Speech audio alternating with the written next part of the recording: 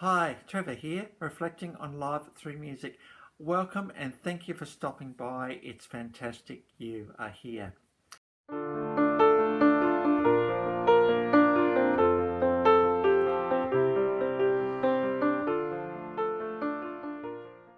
Well, I trust you enjoyed my last video on Collective Soul, and through their song Shine, we looked at the fact of how we can shine into our small parts of the world. So I trust you found that one an encouragement. We're going on to a guy today that was born in 1991, again in Tennessee. There's been a few of late that have been born in Tennessee. It just seems to be a place where music happens in the US, that is for sure. This guy came to prominence in the 11th season of American Idol, where he was 7th in that particular series, and so he was in the top 12 and the top 8, and that was 2012. The guy we're talking about is Colton Dixon. He has released 4 studio albums, and there's been quite a few singles in amongst that. This guy's got an amazing voice. He also has the look about him. He's also a bit of a songwriter, so he's a bit of an all-rounder. He's not scared to sing about stuff that sometimes we don't want to know about, but he does it in such a compelling way that we just have to listen to the song to the end. This is very much the case today. He was fortunate being in the top 8, I suppose, of that particular season of American Idol to actually go on tour and go around the country. And this is where he premiered the song I'm going to talk about today. This is the song Never Gone. Now, this goes right to the heart of families and what happens in families. Now, I'm not talking about the ones where there's been abuse and betrayal. Yeah, that's just not very nice for any child to actually go through. This is slightly different. This is the case where there's been a bit of stability in the world, and the parents generally do love the children, but the children by their very nature have to find their own way in the world. And sometimes that can lead to moments where you just walk out, or you're frustrated, or you've had enough, and you think, oh, I just want to find my own way. I know that you love me, I know that you're with me, but hey, I'm over it. Really, I just want to leave. And then it tends what happened. And at that moment, a little bit of a rift happens in the family, and it's a bit hard to know what to do with that sort of stuff. Deep down, I think for both the parents and the children, there's a bit of sadness there about what has happened. There's a bit of a switch that's turned off for everybody. There's a bit of a switch of, oh, I just don't feel quite as comfortable now being in that house as what I used to be. What are one of the biggest things that teenagers say about their parents? They don't listen to me. One of the biggest things that parents say to their teenage children, they don't talk to me. It seems to me in this world that both of us actually want the same thing. It's just that we struggle to know how to get to this place where there can be deep and resonant conversation. In fact, it could be that there's just not the time or the space to be able to do that. So we just kind of pretend that we'll just live life without it and see what happens. But as I've sort of shared a little bit in the past with some videos, there is exuberance and life in the young. I remember when I was that age, and what I used to do was pretty exciting and pretty cool and all the rest of it. And we want to find our own way in the world. We want to fly, and we want to be able to do what we want to do and all the rest of it. And certainly as parents, we want to see our children actually do that. They want to see them independent and to get their wings and to fly.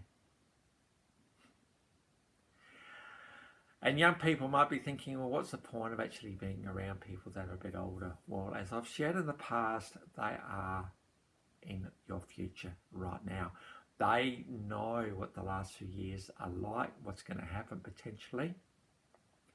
and they can speak into your life and even try to stop the mistakes that maybe they have made in their own lives, and think, well, just watch out for that little thing, watch out for that little bit, but that little bit was really, really cool, so you might want to try that stuff out. Think about your money and what you do about that and all the rest of it. And older people can get excited by the fact that their children are actually finding independence in this world. As parents, that is our role. Our role is to let go. Our role is to let our children find their own way in the world. But at the same time, you're just there in the background, just supporting and encouraging and listening to the opportunities when they do talk and do share with you. And you think, oh, wow, it's just great to see my kids really succeeding in life. I think the last thing any of us would want was regret, and that is, oh, I wish we had had that conversation. Oh, I wish I'd listened to my parents more. Or, gee, I wish I'd been able to get into that exuberance more. We don't want those regrets in our lives, because they're one of those things that when we're facing the end, we'll be thinking, oh, only that was different. And it doesn't look like it's going to be. This is what the challenge of families is. Everybody really just wants the best for everybody. Sometimes we don't know how to do that though, because we don't know how to accommodate each other's differences. But it's in our differences that we find strength in each other, because you could be thinking, oh, I hadn't considered that way before. That's really cool. I might actually try that. I remember when mobile phones came in. Who got onto phones first? Well, it wasn't the older people, it was the younger people. And then they'd say, hey, Mum, Dad, I reckon you should get one of these. And then, you get a mobile phone, you think, oh, well, this is really cool. I remember volunteering at a thing at the Adelaide Fringe a little while back, and I remember talking to some older people about the fact that they had their tickets on their phones. And they were going, oh, I'm not quite sure whether this is going to work. This is a bit scary. I've never done this before. And sure enough, it works. And I think, oh, wow, it's kind of cool. I didn't have to print the ticket out. It's just on my phone. It's really, really cool. If you turn it around the other way, sometimes we text more than we talk, and sometimes picking up the phone and talking to someone is the best thing we can do. There's something cool about hearing somebody else's voice or actually seeing them face to face. So it goes around both ways, really. So I suppose, if you're in one of these situations right now where things are a little bit strained because you're trying to find your own way in the world, well, I think what the best thing you can do is actually go to your parents and say, look, this is what's happening. This is kind of going good. This is not going so well. Be brave enough to trust your parents with that conversation and to trust their wisdom a little bit here. And the parents, if you are, if you've got a kid that's coming to you with this sort of stuff, be gracious and kind and listen more than anything else and see where it goes. So trust that will all be an encouragement to everybody today, and I'm talking about to myself as to anybody else, that is for sure. Well, on to the clips. Now, the song that I've pretty been talking about today is Never Gone.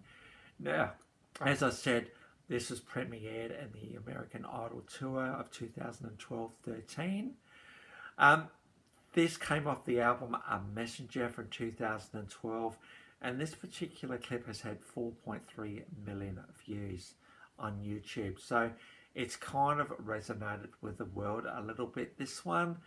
And you can see Colton, as I said, he's got such an incredible voice, incredible passion, and just incredible conviction to be able to pull this song off. These are some tricky lyrics in this song, and he just brings us along for the story. I've gone for the official clip on this one because it really just tells the story so well of the father and the son and the light that features quite prominently in this particular clip. So that one's there for you. I've then also gone for Miracles. This came off the Colton Dixon EP of 2020.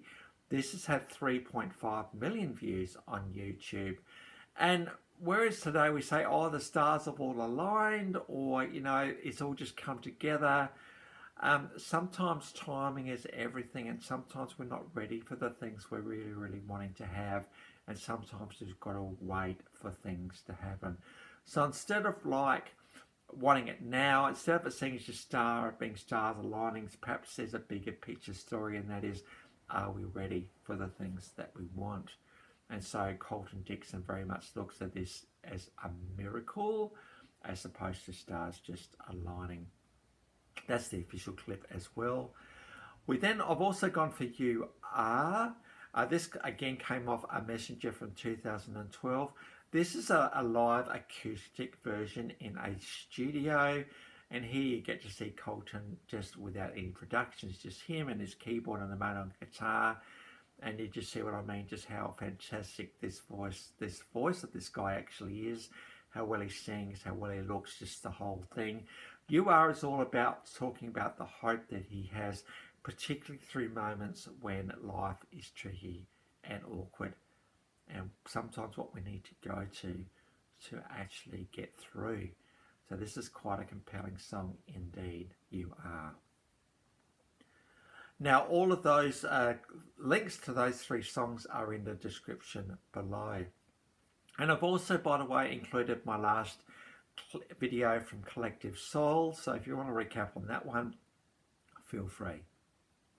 Well, I really trust it's been an encouragement for all of us today. Families can be tricky at times, but I think if there's genuine support there, everybody kind of wants the same thing, but sometimes it can be tricky to get to those places, that is for sure. So if you have come back for another video, really, really great for you to do so. And if this is your first time to Life Reflections Through Music, thank you and welcome to the channel.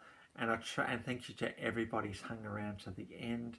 The encouragement always is that if you do click on one of my videos, just watch it to the end, because it may be something you may find interesting and encouraging. Well, that's it for today. Next time we're going to be having a little look at poverty through the lens of Compassion International. Now, I'm not an advocate for these guys, but I do know about them, and I'm not paid by them at all. This is my own personal view on Compassion International, shared in a very positive light next time through a project that came out a little while back, and the song Friend of the Poor. So until then, I'll catch you around.